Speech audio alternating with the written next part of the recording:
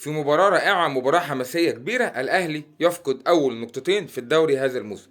الأهلي يتعادل مع الجونة في ملعب الجونة 1-1.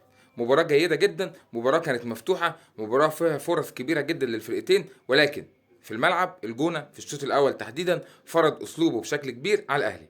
معروف ان الاهلي بيلعب كوره على الارض، بيلعب كوره، بيطلع بالكوره بشكل هايل جدا من ورا لقدام، ولكن في مباراه النهارده علاء عبد العال ولاول مره من فتره طويله بيلعب ضاغط على الاهلي من قدام. ما كانش بيلعب زون ديفينس، بالعكس كان بيلعب واحد على واحد، وكان بيضغط على الاهلي من قدام، وده خلى لعيبه الاهلي تغلط بشكل كبير في مشهد مش متعودين عليه في الفترات الاخيره للاهلي.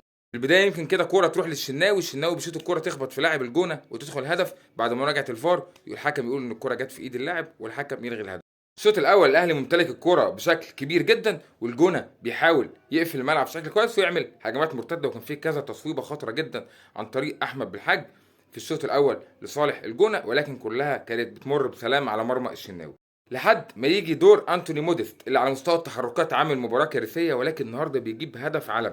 الكرة بتتلعب له من طاهر بالعرض بشكل هايل جدا، بيستلم الكرة بشكل اكثر من رائع وبيلف وبيركن الكرة اكنه بيركن ضربة جزاء، وبيجيب هدف اول رائع جدا جدا للاهلي عشان يتقدم الاهلي بهدف عن طريق موديست.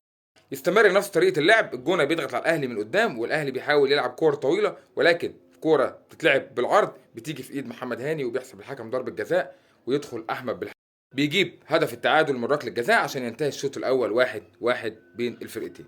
علاء عبد العال بعد ان الشوط الاول ما خلص 1-1 خلاص حط في باله ان انا هطلع من المباراه دي من نقطه، وبدا يعمل تغييرات دفاعيه كتيره جدا جدا، والاهلي بدا يعمل تغييرات هجوميه، بينزل ديانج وبينزل تاو وبينزل امام عاشور وبينزل كريم الدبيس عشان يلعب مكان خالد عبد الفتاح ناحيه الشمال، وبينزل ايضا كريم فؤاد، والاهلي يبدا يضغط بشكل كبير والجونه يتراجع. ثم في طرد لاحمد محمود لاعب الجونه، احمد محمود بالمناسبه لعيب معار من الزمالك، وعمل النهارده مباراه اكثر من رائعه. الاهلي كان بيحاول يلعب الكره على الجناب وبيحاول يلعب من الوسط، وامام عاشور نزل شاط كام شوطه، واحده فوق الجون وواحده تاني فيرست تايم كان بشكل هايل جدا، لكن كلهم كانوا بيمروا بسلام على مرمى احمد مسعود. وفي النهايه بتنتهي المباراه بالتعادل 1-1. زي ما قلنا قبل كده الاهلي منذ بدايه هذا الموسم ما بيقدمش كوره احسن حاجه، في تراجع كبير جدا في الاداء الفني والبدني وحتى الاداء الجماعي.